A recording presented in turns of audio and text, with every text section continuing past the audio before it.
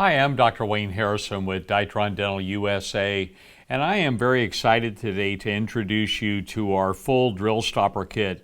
If you happen to watch our video on the D-tube, you remember that that particular kit had the ability to do an 8, 10.5, 11, and 13 millimeter length implants.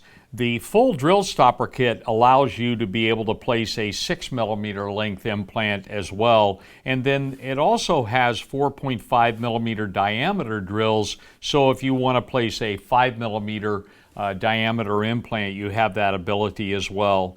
Aside from that, it's really not any different than our other kits. It starts with a 1.9 millimeter marking drill, and then each column represents that length. So if we're doing a 6 millimeter length implant, we have the 2 millimeter, the 2.5, the 2.8, the 3.2, the 3.8, and the 4.5 millimeter diameter drills, all the way down then for 8, 10, 11.5, and 13 millimeter lengths.